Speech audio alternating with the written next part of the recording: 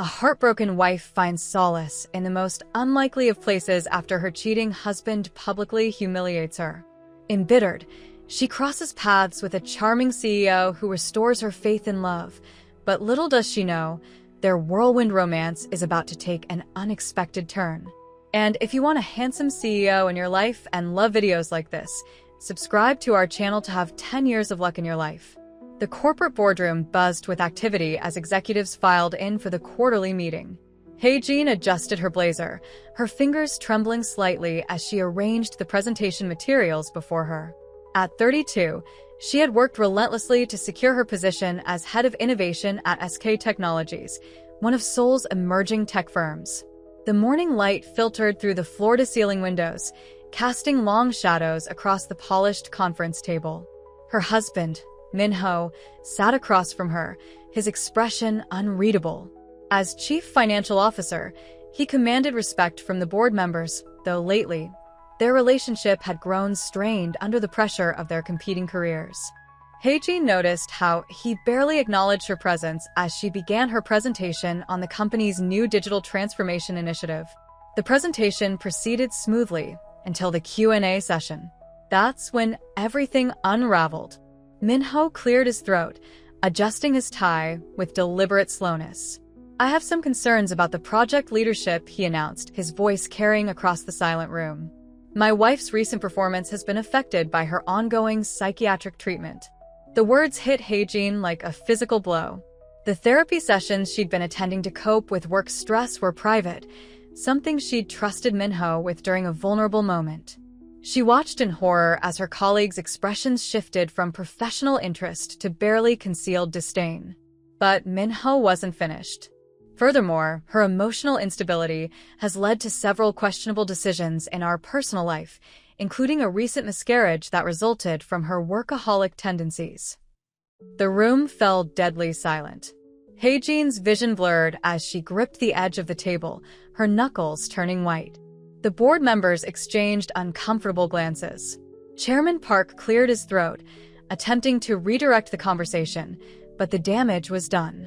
Hae-jin's most private struggles had been weaponized against her in front of the entire executive board.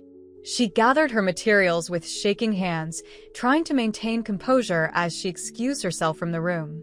The click of her heels against the marble floor echoed in the corridor as she made her way to the elevator. Whispers followed her retreat, and she caught fragments of conversations. "Always knew she was unstable. No wonder the department's numbers are down. Can't separate personal from professional." In the elevator, Hae-jin pressed herself against the cool metal wall, fighting back tears.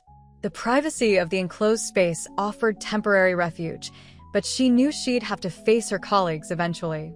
The elevator stopped at several floors, and each time, people who entered fell silent upon seeing her, their awkward shuffling and averted gazes speaking volumes. Reaching her office, Hae-jin closed the door and finally allowed herself to break down. Years of carefully constructed professional reputation lay in ruins around her.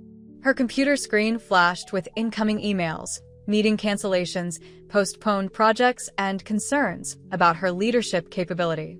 That evening, Hae-jin sat in her home office, surrounded by the certificates and awards that now seemed to mock her achievements. Her phone buzzed constantly with messages from Min-ho, alternating between accusations and half-hearted apologies. She ignored them all, focusing instead on her laptop screen. A notification caught her eye, an advertisement for the upcoming International Business Innovation Conference in Seoul. The speaker list included industry leaders and innovators from across Asia. Something stirred within her as she read through the program details. The conference promised workshops on leadership, personal branding, and business transformation. With trembling fingers, she clicked the registration link. The conference fee would eat into her savings, but she recognized this as more than just a professional development opportunity. It was an escape route, a chance to rebuild herself away from the suffocating environment she'd found herself in. As she completed the registration form, Hae-jin felt a subtle shift in her perspective. The humiliation she'd endured didn't have to be the end of her story. It could be the beginning of a new chapter. She opened her calendar and began blocking out the conference dates, already planning how to use this opportunity to network with professionals outside her current circle. Before going to bed, Hae-jin drafted her resignation letter. She would deliver it tomorrow, not as an act of defeat, but as her first step toward reclaiming control of her narrative. The conference was 3 weeks away, enough time to settle her affairs and prepare for whatever came next. The conference center in Seoul's Gangnam district towered above the bustling streets, its glass facade reflecting the morning sun. Hae-jin adjusted her new business suit, purchased specifically for this fresh start. 3 weeks had passed since her resignation, and each step through the lobby felt like moving further from her past. The registration area hummed with activity as hundreds of business professionals collected their credentials. Hae-jin noticed how different the atmosphere felt from her former workplace. There were no whispers following her, no knowing glances. Here, she was just another attendee, anonymous and full of potential. The morning keynote session packed the main hall. Hae-jin chose a seat near the middle, allowing herself to blend into the crowd. As she reviewed the conference schedule, a commotion near the stage drew her attention. A man in a perfectly tailored charcoal suit was helping an elderly woman who had dropped her materials, gathering her papers while other attendees simply walked past. The man's name tag identified him as Seok-jin, CEO of Innovation Bridge Enterprises. What caught Hae-jin's attention wasn't his title, but the genuine warmth in his interaction with the elderly woman. He escorted her to a front-row seat before making his way to the podium. Hae-jin realized he was the keynote speaker. Seok-jin's presentation deviated from the usual corporate rhetoric. Instead of focusing solely on profit margins and market expansion, he spoke about sustainable business practices and inclusive leadership. His voice carried authority without arrogance, and his eyes seemed to connect with every person in the audience. During the Q&A session, Hae-jin found herself raising her hand. How do you maintain ethical leadership when faced with personal attacks in the corporate world? The question escaped her lips before she could stop herself. The hall fell quiet, and Seok-jin paused, studying her with genuine interest. Success isn't about avoiding attacks, he responded, his voice thoughtful. It's about maintaining your integrity when those attacks come. Every leader faces opposition, but our response defines us more than the challenges themselves. His answer wasn't just professional platitude. There was something in his tone that suggested personal experience. The morning sessions transitioned into breakout groups. Hae-jin selected a workshop on innovation and technology, finding herself seated at a table with 5 other professionals. To her surprise, Seok-jin joined their group instead of heading to the VIP section. "Mind if I participate?" he asked, pulling out a chair next to Hae-jin. Up close, she noticed the subtle signs of someone who worked long hours, the faint shadows under his eyes, the slightly loosened tie. Yet his attention remained fully engaged as each person introduced themselves. When Hae-jin's turn came, she hesitated. "I'm Hae-jin, formerly with SK Technologies." She waited for the usual probing questions about her previous role, but Seok-jin simply nodded and asked about her views on emerging tech trends. The workshop involved developing solutions for real-world business challenges. As the group brainstormed, Seok-jin treated Hae-jin's contributions with the same respect he showed the senior executives at the table. He built upon her ideas, asking insightful questions that helped expand the discussion. During the afternoon break, Hae-jin found herself alone with Seok-jin in the conference center's garden area. The space provided a quiet retreat from the bustling sessions inside. She noticed he had chosen to sit on a simple bench rather than joining other executives in the luxury lounge. "Your question earlier," he began. "It wasn't hypothetical, was it?" His tone carried no judgment, only genuine concern. Hae-jin considered deflecting but found herself wanting to be honest. "No," she admitted. "I recently left my position after a complicated situation." She expected him to probe for details, but instead, he shared his own story. 10 years ago, I lost everything, he revealed. My first company, my reputation, my relationships. All gone because I trusted the wrong people. He spoke without self-pity, stating facts with the clarity of someone who had processed their past. "How did you rebuild?" Hae-jin asked, finding herself drawn into his narrative. "One decision at a time. One project at a time. One relationship at a time. He turned to face her fully. The business world can be cruel, but it also offers endless opportunities for reinvention. The key is finding people who share your values. Their conversation was interrupted by the start of the next session, but Sukjin handed her his business card. "I'm leading a project that might interest you," he said. "No pressure, but if you'd like to hear more, let's talk after the conference." As Haejin walked to the next session, she felt something she hadn't experienced in months: hope. Not just for her career, but for the possibility of working in an environment where respect and integrity weren't just buzzwords in a corporate presentation. The rest of the afternoon passed in a blur of sessions and networking, but her mind kept returning to the conversation in the garden. For the first time since her public humiliation, Haejin felt seen for her potential rather than judged by her past. The second day of the conference revealed a different side of Sukjin's world. During the morning plenary session, Haejin observed the complex dynamics surrounding him. Senior executives clustered around him before the presentations began, their behavior a mixture of deference and calculation. Some openly sought his attention, while others watched from a distance, whispering among themselves. A group of older executives seemed particularly interested in Sukjin's movements. Their expressions hardened whenever he spoke about ethical business practices or employee welfare. Haejin recognized the look. It was the same one her former board members wore when discussing unnecessary employee benefits. During a panel discussion on corporate governance, one of these executives, identified as Chairman Lee of Traditional Holdings, challenged Sukjin's views. "Your ideas about corporate responsibility sound admirable," Lee said, his tone dripping with condescension. "But isn't this just marketing to attract younger investors?" Sukjin's response was measured but firm. "Traditional business models often confuse stability with stagnation," he replied. "True stability comes from adapting to changing social values while maintaining core ethical principles."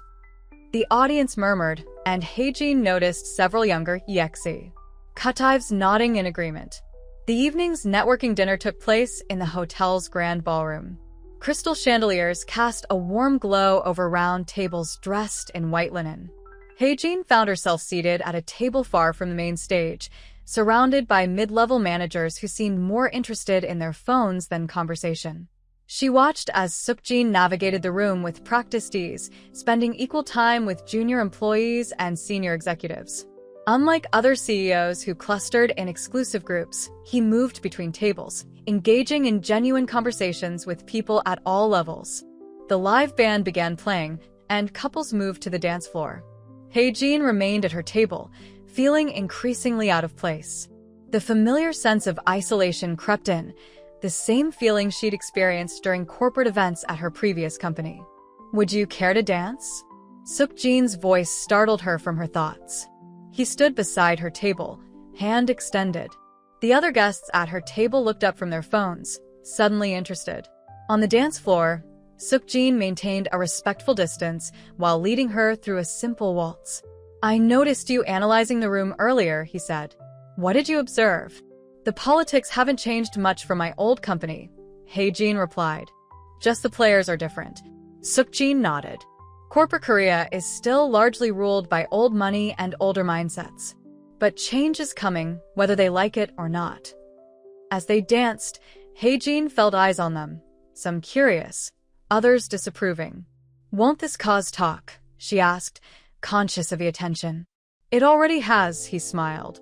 "But I learned long ago not to let others' expectations dictate my actions." The conversation shifted to family as they moved across the floor. Sukjin spoke about growing up as the son of a prominent business family. "My father built his empire through traditional methods, strict hierarchies, unwavering authority, absolute control," he explained. "He sees my approach to business as a betrayal of his legacy." "Is that why Chairman Lee seems to have a personal vendetta against you?" Haejin asked, connecting the dots. "Lee and my father are old friends. They represent a generation that believes compassion and success are mutually exclusive." There was pain in his voice, well hidden but detectable. "My father hasn't spoken to me in 3 years, not since I started Innovation Bridge." The music changed to a faster song, and they left the dance floor. Sukjin led them to a quiet corner of the ballroom. "What about your family?" he asked. Haejin hesitated before answering. "My parents passed away when I was young. I threw myself into education and work, trying to build something meaningful." She paused. "I thought I had found family in my marriage, but..." Sukjin didn't push when she trailed off. Instead, he shared more about his own struggles.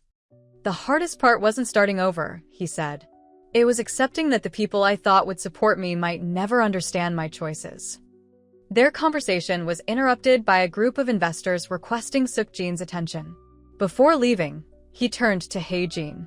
"Tomorrow's sessions include a workshop on sustainable business practices. I'd value your perspective if you'd like to join." As she watched him walk away, Haejin realized something had shifted during their conversation.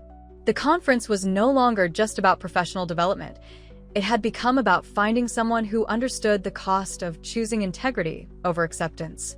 Later that night, in her hotel room, Haejin reviewed her notes from the day. Behind the successful businessman she'd observed, there was someone who had faced his own battles against traditional expectations. Someone who, despite family pressure and industry criticism, had chosen to forge his own path. The following week, Haejin found herself in the modern offices of Innovation Bridge Interper, ICES. The workspace reflected Sukjin's philosophy. Open floor plans encouraged collaboration, while small meeting pods provided privacy when needed. Natural light flooded through large windows, and living walls of plants created a connection to nature even in the heart of Seoul's business district. Sukjin had invited her to join a special initiative, the Women's Business Empowerment Project. The project aimed to create a support network for female professionals who had faced discrimination or career setbacks. As they sat in his office reviewing the proposal, Haejin noticed how different it felt from her previous corporate experiences. "We want to focus on practical solutions," Sukjin explained, spreading out documents across the conference table. "Mentorship programs, legal support, skill development workshops, but most importantly, a community that understands the unique challenges women face in Korean business culture." Haejin studied the proposal, her analytical mind already identifying potential improvements. "The mentorship aspect is crucial," she noted. "But what about addressing the immediate needs of women who've been forced out of their positions? Many can't wait 6 months for a new opportunity." Sukjin leaned forward. Interest sparked in his eyes. "What would you suggest?" "An emergency fund for legal support, temporary housing if needed, and immediate placement in partner companies," she replied, memories of her own recent experience fueling her ideas. "Many women stay in toxic work environments because they can't afford to leave." Their planning sessions became daily meetings. Haejin found herself opening up about her experiences, sharing details she hadn't told anyone else. She described the subtle discrimination she'd faced throughout her career, the meetings scheduled when she had family commitments, the credit for her ideas given to male colleagues, the constant pressure to prove herself. Sukjin listened intently, occasionally sharing his own observations of systemic inequality. During one particularly intense discussion, he revealed how his sister had faced similar challenges before ultimately leaving the country to work abroad. "She never came back to Korea," he said quietly. "She couldn't face the constant battle anymore." The project began taking shape under their collaborative efforts.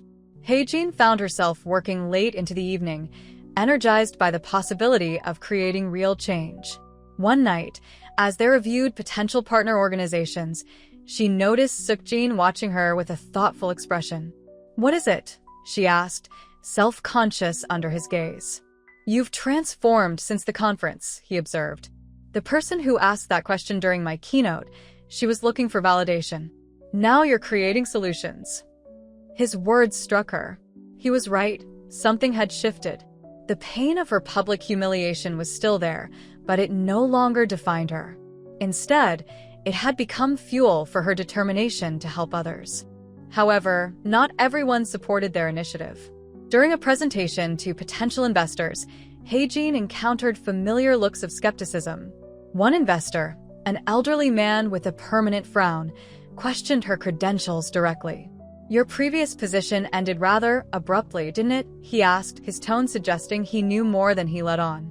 How can we trust this isn't just a publicity stunt for both of you? Before Suk-jin could intervene, Hae-jin responded with newfound confidence. My experience is precisely why this project is necessary.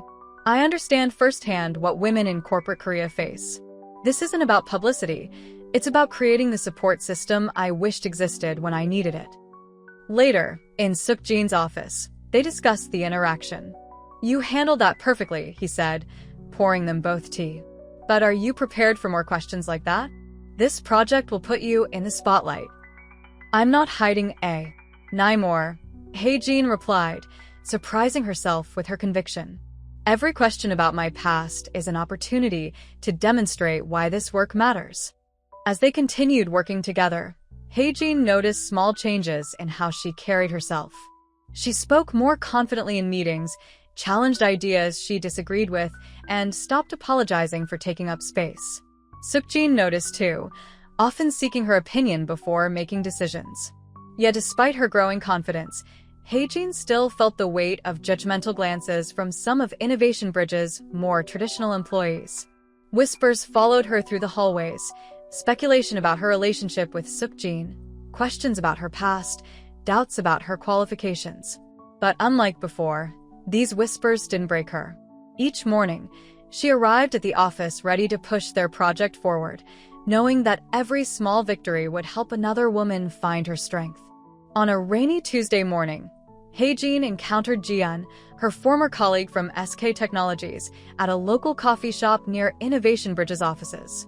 The unexpected meeting shattered the protective bubble she'd built around herself over the past weeks. Ji-yeon's perfectly manicured nails wrapped around her coffee cup as she delivered what felt like calculated strikes. Everyone's talking about your new position, Ji-yeon said, emphasizing the last word with subtle disdain. It's brave of Suk-jin to take such a risk, considering your history. Min-ho was devastated after you left, you know. He told us everything about your emotional instability, the therapy sessions, how you prioritized work over starting a family. Hae-jin stood frozen, her own coffee growing cold in her hands. The bustling cafe continued its morning routine around them, oblivious to how each word reopened wounds she thought had begun to heal. The confidence she'd built working on the women's business empowerment project seemed to evaporate under Ji-yeon's scrutiny. I heard you're working on some women's initiative now, Ji-yeon continued, her voice dripping with false concern. Isn't it a bit hypocritical? I mean, after what happened with your marriage. Some of us actually managed to balance our professional and personal lives successfully. Back at the office, Hae-jin struggled to focus on her work. Her computer screen blurred as memories of her public humiliation resurfaced. Suk-jin found her in one of the quiet pods, staring blankly at a presentation draft they were supposed to review. Instead of offering immediate platitudes, he sat beside her in silence, respecting her space while making it clear he was there to support her. When Hae-jin finally spoke, her voice was barely above a whisper. Sometimes I wonder if they're right about me. Maybe I am too damaged to lead this project. Suk-jin's response was measured but firm. The people who judge us most harshly are often fighting their own battles. Your colleague's words say more about her insecurities than your capabilities. He paused, then added, Tell me something. When you're working on the project, helping other women find their strength, do you feel damaged? The question made Hae-jin reflect on the past weeks. She thought about the draft policies they'd created, the support networks they were building, the potential impact on countless women's lives. No, she realized. When I'm working on this, I feel purposeful, strong. That's not coincidence, Suk-jin said. You're not just surviving anymore, Hae-jin. You're creating something meaningful from your experience. That's what terrifies people like your former colleague. They're still stuck in the old narrative while you're writing a new one. Their conversation shifted to broader topics about how pain can either break us or transform us. Suk-jin shared stories of other successful professionals who had faced similar judgments and emerged stronger. The past doesn't disappear, he acknowledged, but it doesn't have to define your future either. As they talked, Hae-jin began to see her experience from a different perspective. Every criticism she'd faced, every moment of doubt, had led her to this project. Her understanding of vulnerability wasn't a weakness. It was what made her uniquely qualified to help others. "I think I need to stop apologizing for my past," she said finally. "Everything that happened, it's part of why this project will work. We're not creating this from theory, we're building it from real experience." Sukjin nodded, a quiet pride in his expression. "That's exactly why I wanted you on this project. Your strength isn't in spite of what you've been through. It's because of it." Later that evening, as they prepared for their upcoming presentation at the business fair, Haejin rewrote sections of their proposal. She added elements addressing the psychological impact of workplace harassment, the importance of mental health support, and strategies for rebuilding professional confidence. Each point was drawn from her personal experience, transformed into practical solutions for others. The encounter with Ji-yeon, though painful, had inadvertently helped Haejin recognize how far she'd come. The woman who had fled that boardroom in tears months ago was gone.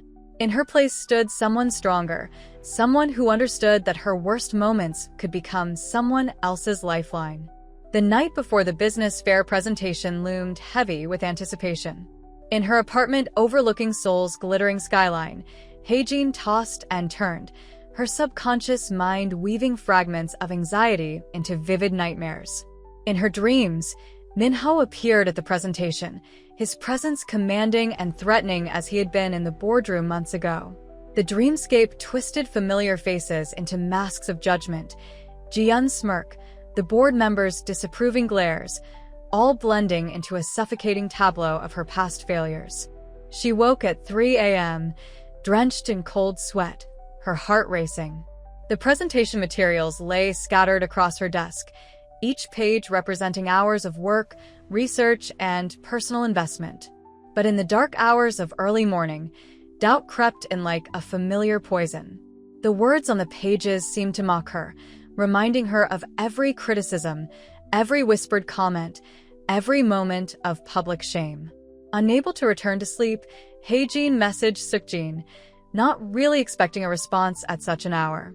To her surprise, he replied immediately, "Meet me at Honggang Park in 30 minutes. Sometimes darkness is easier to face with company." The pre-dawn air was crisp as Haejin approached the meeting spot. The Han River flowed silently beside the park, its surface reflecting the city lights like scattered stars. Sukjin waited on a bench, 2 paper cups of hot tea in hand. He'd clearly come straight from work. His suit jacket was slightly rumpled, and his tie was loosened, suggesting he'd been pulling another late night at the office. "Bad dreams?" he asked, handing her one of the cups. The warmth seeped through her fingers, grounding her in the present moment. "It's like my mind is determined to replay every failure, every humiliation," she admitted. "In my dream, Minho was there at the presentation, telling everyone about my weaknesses, my failures. And this time, you weren't defending me. You were agreeing with him." Sukjin listened quietly, his expression thoughtful. "Our fears often wear the faces of those who've hurt us most," he said finally. "But dreams have a way of showing us what we need to confront." They walked along the river path, their footsteps synchronizing naturally. The first hints of dawn began to paint the sky in subtle shades of purple and orange. Sukjin shared his own experience with pre-presentation anxiety, describing a particularly difficult moment when he had to present to his father's board of directors for the first time after striking out on his own. "I dream. They all turned into my father, each one telling me I was destroying our family's legacy," he revealed. "But you know what I realized? Those nightmares weren't about them. They were about my own fear of choosing the right path over the easy one." Haejin absorbed his words, watching the river's steady flow. "How do you deal with it? The constant pressure of knowing people are waiting for you to fail." "I remind myself that their expectations are their burden, not mine," he replied. "Your ex-husband, your former colleagues, they're not in that presentation room tomorrow because they have power over you. They're there because you haven't fully released their hold on your thoughts." The sky lightened gradually, the city awakening around them. They found a quiet spot overlooking the water, and Sukjin pulled out his tablet. "Let's review the presentation one more time, not as a rehearsal, but as a reminder of why we're doing this." Together, they went through each slide, but this time, Sukjin asked Haejin to connect each point to a real experience, a real woman who could benefit from their initiative. The abstract statistics became stories of resilience. The policy proposals transformed into lifelines for women facing situations similar to what she had endured. As the morning sun finally broke over the horizon, Hae-jin felt a shift in her perspective. The presentation wasn't just about proving her worth or redeeming her reputation, it was about creating something meaningful from her pain. "Tomorrow," Suk-jin said as they prepared to leave, "when you stand on that stage, remember this moment. Remember that you're not standing there alone, and you're not speaking just for yourself. You're speaking for every woman who's ever been told to stay quiet, to accept less, to disappear." The fear hadn't completely disappeared, but it had transformed into something more manageable, more purposeful. Hae-jin realized that her nightmares, while painful, had served a purpose. They had brought her to this moment of clarity, this understanding that her past experiences were not just wounds to be hidden, but tools for creating change. The morning of the presentation arrived with the weight of expectation hanging in the air. The business fair occupied the grand ballroom of Seoul's largest convention center, with innovation leaders, investors, and media representatives filling the rows of seats. Hae-jin stood backstage, adjusting her navy blue suit, a deliberate choice that projected both professionalism and confidence. Suk-jin approached, tablet in hand, reviewing last-minute details. The previous night's conversation by the Han River had shifted something in their dynamic. There was an unspoken understanding between them now, a shared recognition of the stakes involved in what they were about to present. "Remember," he said quietly, "authenticity is our strongest asset. These people have heard countless pitches, but they've never heard your story, never seen how personal experience can transform into systemic change." As they waited for their turn, Hae-jin observed the audience through a gap in the curtain. The front rows held familiar faces from Korea's business elite. Several members of her former board were present, along with representatives from major corporations. In the middle section, she spotted younger entrepreneurs and professionals, many of them women, their expressions eager and expectant. When their turn came, Suk-jin began with an overview of Innovation Bridge's commitment to ethical business practices. His presence commanded attention, but today he deliberately positioned himself as a supporter rather than the main focus. When he introduced Hae-jin, he did so with genuine respect that set the tone for what followed. Stepping up to the podium, Hae-jin felt a momentary flutter of panic. Her nightmare from the previous night threatened to resurface, but she grounded herself by focusing on the women in the audience. These were the people she was really speaking to, the ones who might recognize their own struggles in her words. Her presentation flowed naturally, weaving data with personal insight. She spoke about the systemic challenges women faced in corporate Korea, backing each point with research while illuminating the statistics with real-world implications. The Women's Business Empowerment Project wasn't just another corporate initiative. It was a comprehensive support system born from first-hand understanding of the problems it aimed to solve. During the question and answer session, an investor in the third row raised his hand. His question carried a familiar edge of skepticism. "Your proposal suggests allocating significant resources to psychological support and legal aid. Isn't this just creating a safety net for underperformers who can't handle normal business pressure?" The room fell silent. Hae-jin felt all eyes on her, waiting to see how she would respond.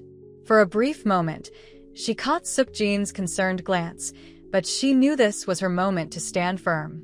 "What you call normal business pressure," she responded, her voice steady, "often masks systemic discrimination and abuse of power. When talented professionals leave the workforce because they lack support during critical moments, we all lose. This isn't about creating a safety net for underperformers. It's about preventing the loss of valuable talent due to preventable circumstances." Her response generated murmurs of approval from parts of the audience, particularly from the younger professionals. However, she noticed several older executives exchanging skeptical looks. One of them whispered something to his colleague, both of them smirking in a way that reminded her painfully of her past experiences. Yet instead of letting their reaction diminish her, Hae-jin drew strength from it. She launched into the next section of the presentation with renewed vigor, detailing the economic benefits of retaining experienced female professionals and creating inclusive workplace cultures. As she concluded, the applause was substantial, but not unanimous. Some audience members stood, while others remained seated, their expressions guarded. Hae-jin recognized this mixed response as a reflection of the very divide their project sought to address, the gap between those who understood the need for change and those who resisted it. The evening after the presentation, Hae-jin and Suk-jin found themselves at La Maison, an intimate French restaurant in Gangnam. The space exuded warmth with its soft lighting and exposed brick walls, creating a stark contrast to the corporate environment they'd inhabited all day. Hae-jin had changed from her presentation suit into a simple black dress, while Suk-jin had merely removed his tie, his collar unbuttoned in a rare display of casualness. The success of their presentation, despite its mixed reception, had created an atmosphere of shared accomplishment between them. Their conversation flowed naturally, moving beyond work to more personal territories. Suk-jin spoke about his childhood dreams of becoming a musician before family expectations pushed him toward business. Hae-jin shared stories about her early years as a scholarship student, determined to prove herself in a world that constantly underestimated her. "You transformed that room today," Suk-jin said, his eyes holding hers across the table. "When that investor tried to undermine you, I saw something remarkable. You didn't just defend the project, you embodied its purpose." Hae-jin felt warmth spread through her chest, different from the nervous energy that had fueled her through the presentation. "I couldn't have done it without your support," she replied. "You gave me something I'd lost, belief in my own voice." The moment stretched between them, filled with unspoken understanding. Suk-jin reached across the table, his hand covering hers. "Hae-jin, I need to tell you something. These past weeks, working with you, watching you rebuild yourself, I've never met anyone with your kind of strength." His words hung in the air, heavy with meaning. Before he could continue, the restaurant's ambient noise suddenly shifted. A familiar voice cut through the intimate atmosphere, like a blade through silk. "Well, isn't this cozy?" Minho stood at their table, his expensive suit and perfectly styled hair a reminder of the world Hae-jin had left behind. His presence seemed to drain all warmth from the space, replacing it with a cold reality that crashed through their romantic moment. "I wondered how long it would take," Minho said, his voice carrying just enough to draw attention from nearby tables. "First my wife leaves me, then she shows up with Suk-jin of all people. Did you know, Hae-jin, about your new friend's connection to everything that happened?" Suk-jin stood slowly, his posture tense but controlled. "This isn't the place, Minho." "Oh, but I think it's exactly the place," Minho continued, his smile not reaching his eyes. "Don't you think she deserves to know about your little investigation? About how long you've been watching her?" Hae-jin felt the room spin slightly, her grip tightening on her water glass. The evening had transformed from a moment of triumph into something else entirely, a scene from her nightmares made real. She looked between the two men, noting the recognition in their stances, the history in their hostile exchanges. "What investigation?" she managed to ask, her voice barely steady. "Suk-jin, what is he talking about?" The restaurant's other patrons had fallen silent, creating an audience for their personal drama. Suk-jin's expression had changed, showing a complexity of emotions Hae-jin hadn't seen before. Guilt, anger, and something else, determination, perhaps, crossed his features. "Not like this," Suk-jin said firmly, but Minho's laugh cut him off. "Your white knight here has been tracking my business dealings for months," Minho revealed, each word calculated for maximum impact. "You were just a convenient way in, weren't you, Suk-jin? Find the disgraced ex-wife, gain her trust, all while building your case against me." Hae-jin felt her world tilting again, but differently this time. The safety and confidence she'd built over the past weeks seemed to crack around the edges. She looked at Suk-jin, searching his face for denial, for explanation, for anything that would make sense of this moment.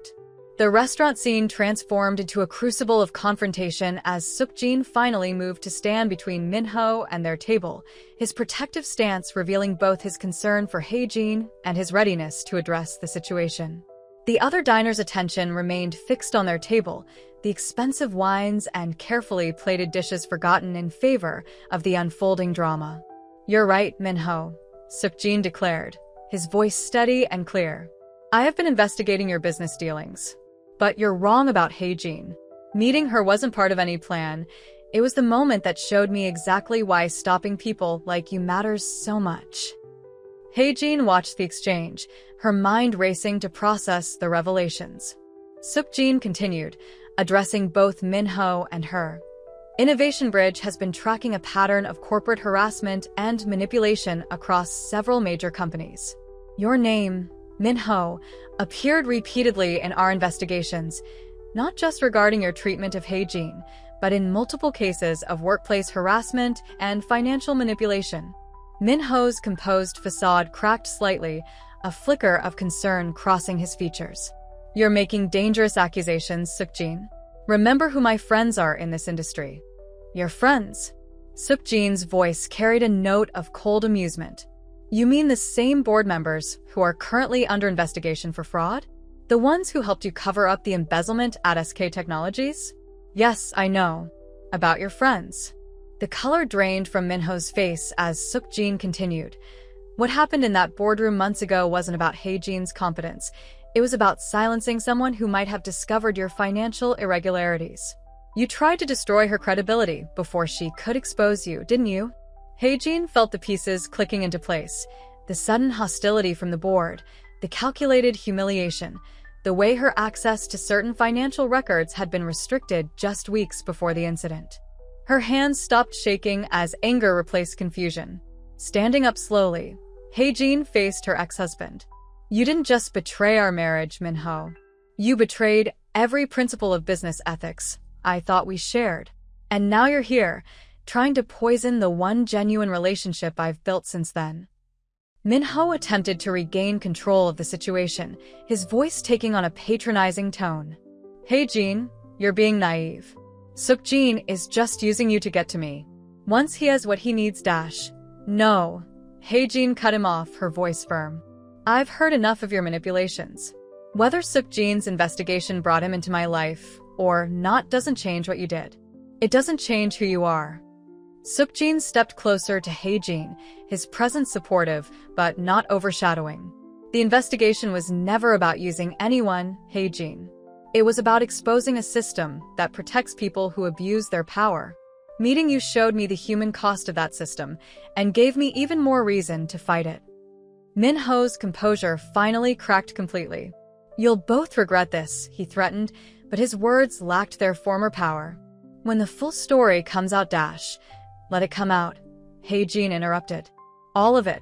The harassment, the financial manipulation, everything. I'm not afraid of the truth anymore, Minho. Are you?" The restaurant's manager approached, politely but firmly suggesting that Minho leave. As he departed, throwing one last venomous look over his shoulder, Haejin felt a strange sense of liberation.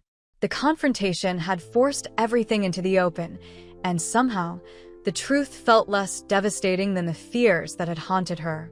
The following morning found Haejin and Sukjin in his office at Innovation Bridge, the city skyline serving as a backdrop to their most important conversation yet. The evening's confrontation had left them with no choice but to address the full truth. Sukjin spread several documents across his desk, each one revealing a piece of a larger puzzle. 3 years ago, Sukjin began, his voice carrying the weight of long-held secrets, "I discovered a pattern of corporate corruption that led back to my father's company. Minho was one of several executives involved in a scheme to manipulate stock prices and silence whistleblowers through character assassination. When victims spoke up, they were systematically discredited and forced out." Haejin studied the documents, recognizing names and incidents that had made headlines over the past few years. Her own experience began to make more sense within this larger context. "So, when you started Innovation Bridge, it wasn't just about creating an ethical business," Sukjin confirmed. "It was about building a platform powerful enough to challenge the old system. Every initiative, including the Women's Business Empowerment Project, serves dual purposes, creating positive change while gathering evidence against those who abuse their power." The morning light shifted across the office as Sukjin revealed the full scope of his investigation. He had indeed known about Haejin before their meeting at the conference, but not as a target. Her public humiliation had caught his attention because it matched the pattern he'd been tracking. However, meeting her had changed everything. "I plan to approach you eventually," he admitted, "but as a potential witness, nothing more. Then I saw you at the confer. Heard your question during my presentation, and realized you weren't just another victim. You were someone who could help transform the entire system." Haejin processed this information, her analytical mind connecting disparate pieces. The conference presentation yesterday, the mixed reactions from certain board members. "They recognize the threat," Sukjin confirmed. "Our project isn't just about supporting women in business. It's about creating a network of professionals who can recognize and resist corrupt practices."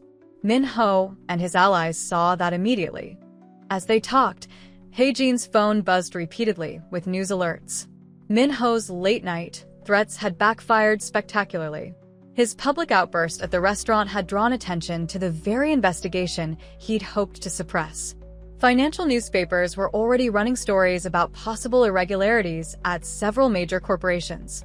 "What happens now?" Haejin asked, both thrilled and terrified by the implications. Sukjin moved closer, his expression serious, but hopeful. "That depends partly on you. The investigation will proceed regardless, but your involvement in the Women's Business Empowerment Project, that was never about gathering evidence. That was about recognizing your strength and vision." Their eyes met, the morning sun casting everything in clear, unforgiving light. "My feelings for you are real, Haejin," Sukjin continued. "They grew alongside my respect for your resilience, your integrity, your determination to help others despite your own pain. The question is, can you trust me after learning everything?" Haejin stood by the window, looking out at the city where she'd experienced both her greatest humiliation and her most profound transformation. The truth of Sukjin's investigation didn't diminish the authenticity of their connection. If anything, it revealed a deeper alignment of their values and goals. "Trust isn't just about the absence of secrets," she finally responded. "It's about understanding why those secrets existed and what they mean now that they're revealed. You didn't just offer me a fresh start, Sukjin. You showed me how to turn personal pain into systemic change." The future stretched before them, complex but promising. Their project would face resistance from those who benefited from the old system, but they had built something stronger than corporate power, a network of people committed to ethical business practices and mutual support. As they began planning their next steps, both professionally and personally, Haejin realized that every challenge she'd faced had led her to this moment. Her story had transformed from one of victimhood to one of empowerment, not despite the obstacles, but because of how she'd chosen to overcome them. The morning light continued to fill the office, illuminating not just their shared space but the path forward, a path they would walk together, combining personal healing with systemic change, private love with public purpose, individual growth with collective transformation.